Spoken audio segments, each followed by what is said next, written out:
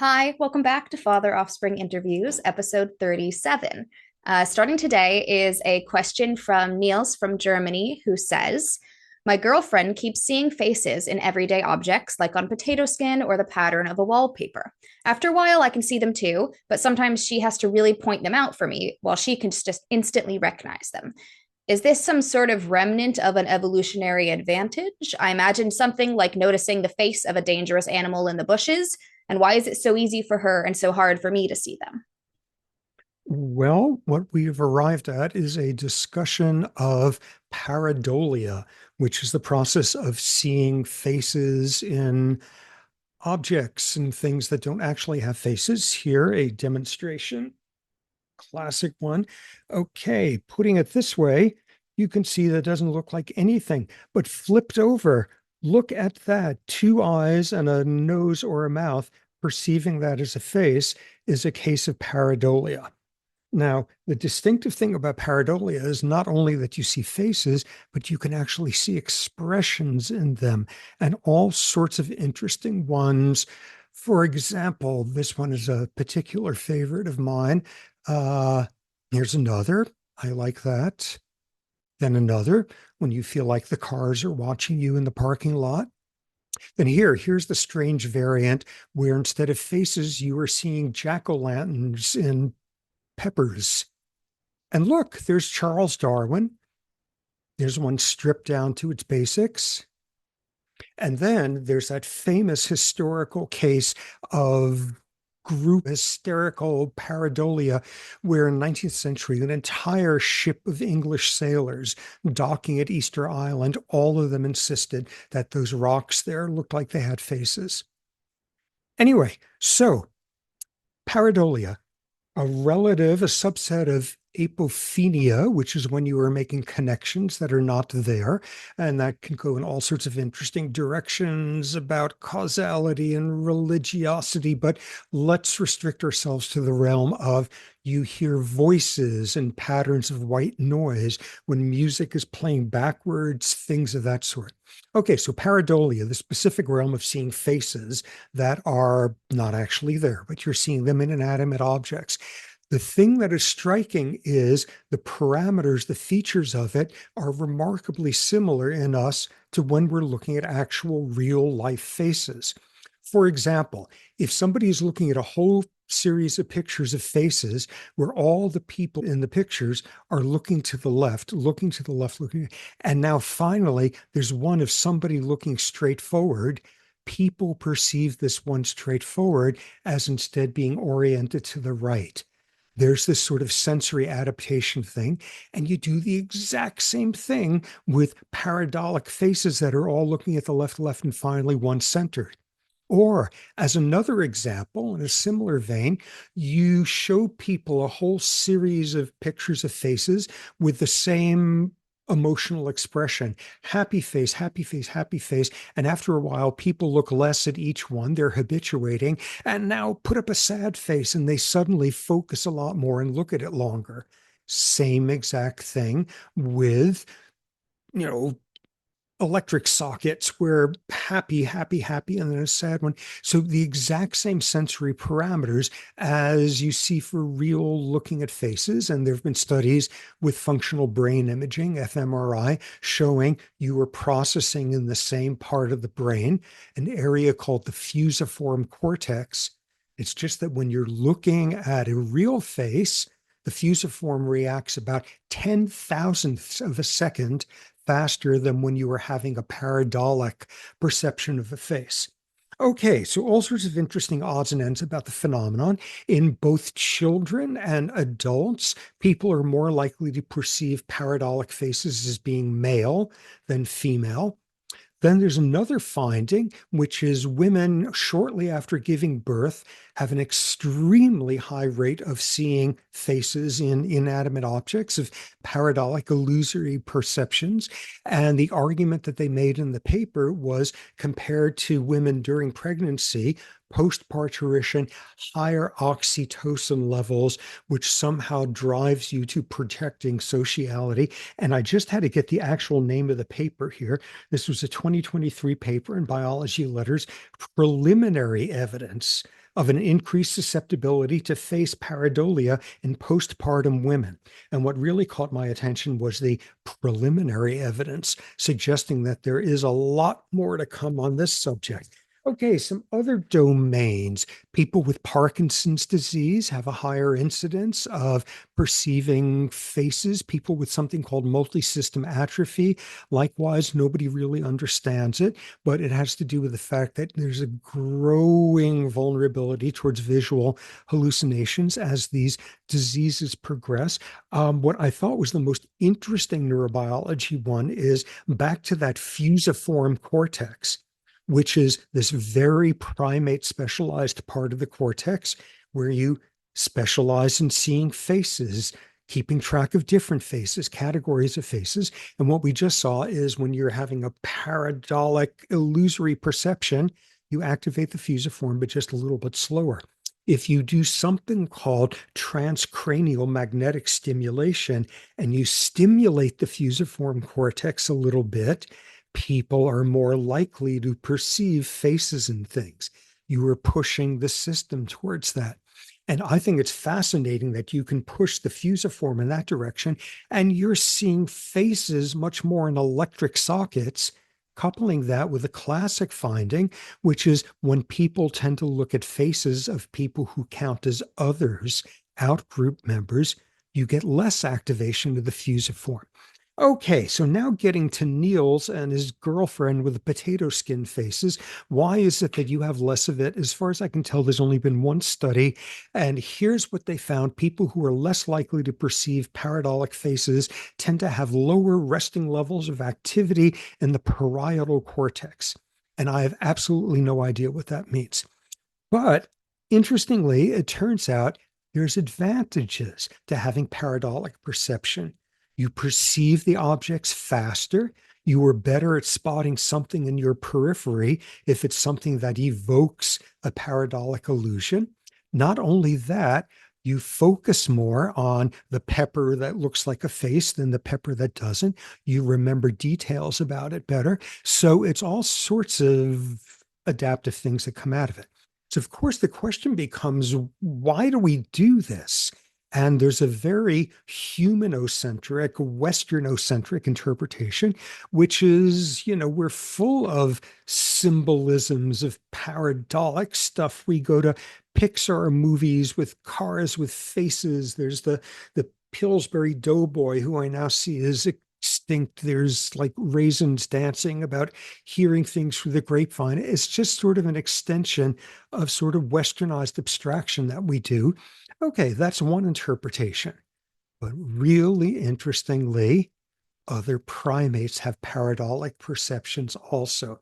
Two studies so far, one with rhesus monkeys, and you put up the exact same sort of things here. Oh, I've dropped the socket, but the same thing. You put it up at an orientation so it looks like two eyes and a mouth, and the rhesus monkey looks at it a whole lot.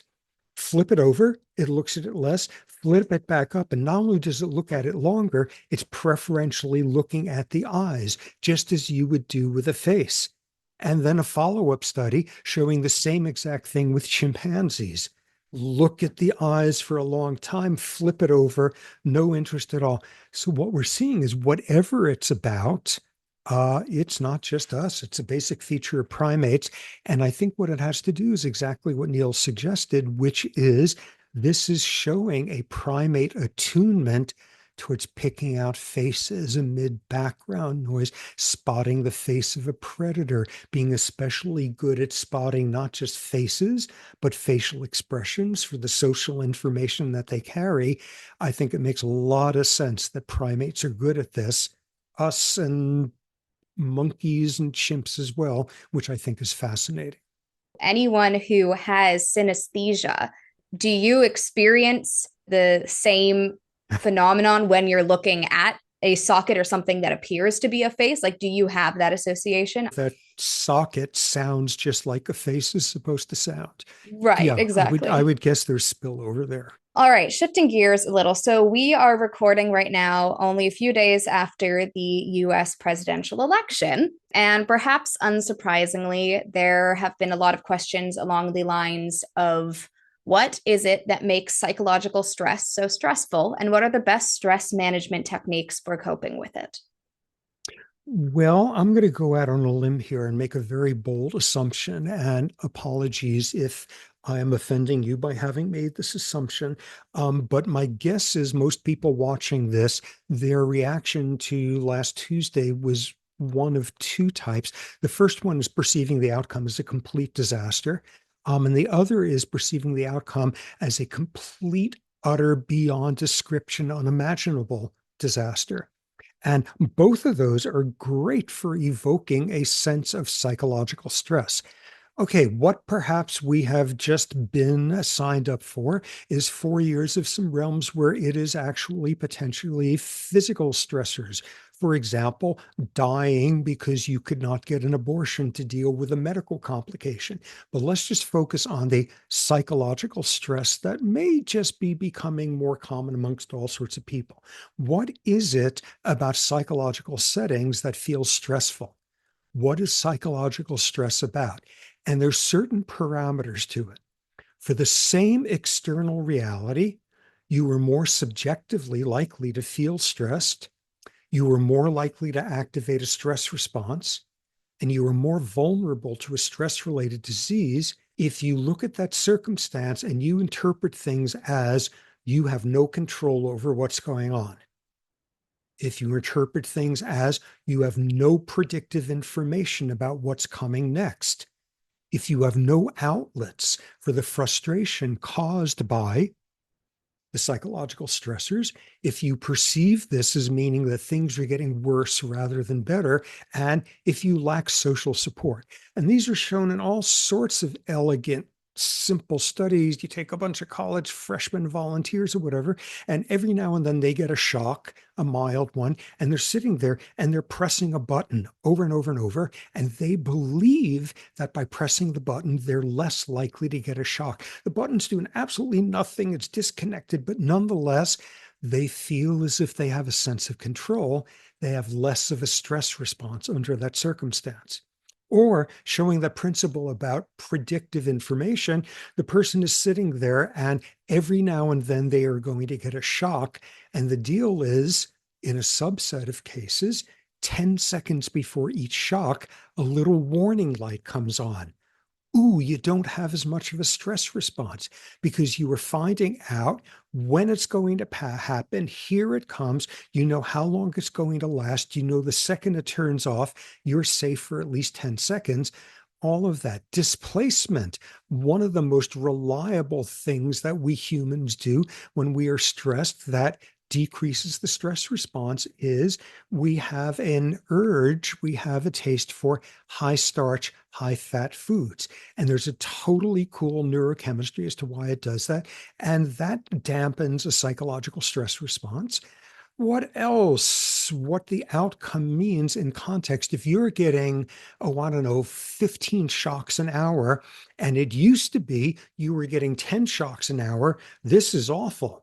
On the other hand, if you're getting 15 shocks an hour and it used to be 25, this is great piece of cake. The external reality doesn't mean anywhere near as much as the interpretation of it as things getting worse or things getting better. Finally, social support and everything from the most atomistic version of it is studies where you get someone who's undergoing a scary medical procedure and they're having a stress response and have them sit there and be able to hold the hand of somebody they trust. You don't get as much of a cardiac stress response to the most global. What is one of the biggest risk factors for stress related disease? Loneliness and all of the societal sort of baggage that carries. Okay, so try to get more control, more predictability, more outlets, more interpretation of things getting better, more social support. The last thing you should do is walk away from this thinking it is a set of mantras as simple as that. Try to get more control. It's not always helpful. When is trying to convince someone they had control over circumstance where they didn't actually have it, but where you're trying to convince them of it? When is it protective? When it's an outcome, a stressful outcome that was mild to moderate. Because when you're doing that, you're biasing the person to think, wow, just imagine how much worse it could have been. What a great thing I had some control over it. Efficacy. On the other hand, if it's an outcome that's a stressful disaster, all you're doing by giving somebody an erroneous sense of control is leading them to think, oh my God, it could have been so much better than that. I could have controlled that. It's all my fault. And we know this intuitively. We know every time you try to diminish somebody's sense of control when saying it wouldn't have mattered if you've gotten him to the doctor earlier, they couldn't have done anything. It wouldn't have mattered if you had seen the little kid darting out 2 seconds earlier, you couldn't have stopped in time. Under some circumstances, circumstances of disaster, you do not want to enhance someone's erroneous sense of control. You want to deny it, you want to diminish it, because that's where the protection is. Next domain, ooh, predictive information 10 seconds before each shock. Here it comes, prepare for it. Now let's do it a little bit differently. You now get the warning light coming on 1 second before the shock. Is it protective? No, not at all, because you don't have enough time to think through, okay, so what's my coping response? There's not enough time and has no effect at all. Now, instead of giving the warning light 10 seconds before, give it a minute before. And not only isn't that protective, that'll make things worse, because you now have a whole minute to sit there and just be pickled in the anticipation of how awful this is going to be. Predictive information is helpful only within a narrow domain of the likelihood of it happening and the time delay. And embedded in that is sort of the easy truism. You don't want information where you are giving somebody a sense of control, information about things that are uncontrollable. Let me have the wisdom to tell the difference, blah, blah, all of that. I remember during grad school in the library, they had this big table there where they would put out all the new journals that had come that day. And there were like 30, 40 of them each day. And we would go in there at night and circle around the table and have like panic attacks and stuff. Oh my God, all this information that is beyond me to ever master or process. Information could be way too much. You want the right amount about pertinent things and only within a certain time domain. Next thing, outlets. That's great if you have an effective stress response of eating some Oreo cookies. It's pretty lousy if instead you use one of the classic mammalian responses to stress in terms of finding outlets for frustration, which is to take it out on somebody smaller than you. Displacement aggression. That's one of the most reliable ways out there for a stressed animal to feel less stressed. But the downside is obvious, and all of us primates specialize in that. Among baboons, more than half of aggression is displacement aggression. A middle-ranking male loses a fight with a high-ranking guy, and he goes and chases a subadult male who lunges at a female who bites an infant, all in 10 seconds or so. And what we have is just, how you say, stress rolling downhill. And thus the truism in the business, do not give somebody an ulcer in you trying to avoid getting it. What else? Social support. Social support is probably the most powerful variable in there. If you could maximize any of those, social support is the most protective. That said, where is the caveat coming in there? Sometimes we have a lot of trouble telling the difference between someone who we think of as an intimate, who, when the going gets tough, turns out just to have been an acquaintance. And you don't get true friendship out of encountering somebody Friday night in a club. You don't get to, the usual, it takes time, it takes patience, it takes compromise, all that sort of stuff. And very often, if you have mistaken real social support and intimacy when it's actually just an acquaintance, when they turn out to be just an acquaintance, that's often more unsettling and more stressful, more pulling out the rug from underneath your feet than if you didn't have that in the first place. Okay, so this is a whole realm of, within the right parameters, control, predictability, outlets, interpreting things optimistically, social support. This is all the realm for thinking about stress on the individual level. How about stress on a societal level? Because I think that is painfully relevant now as well. And I'm going to do a little bit of extrapolating here to a concept that's sort of common in a lot of sociology, some equivalent to how do you tell an individual who's very stressed? Their stress hormone levels are elevated, their blood pressure is up, their growth hormone levels are decreased, a whole array of things telling you this is a stressed body. What's an equivalent sort of thing telling you that you are looking at a stressed society? And an index that a lot of sociologists have come up with is what they call social capital. What are the resources this society has? The resources of social outs that people have during troubled times, networks of support, things.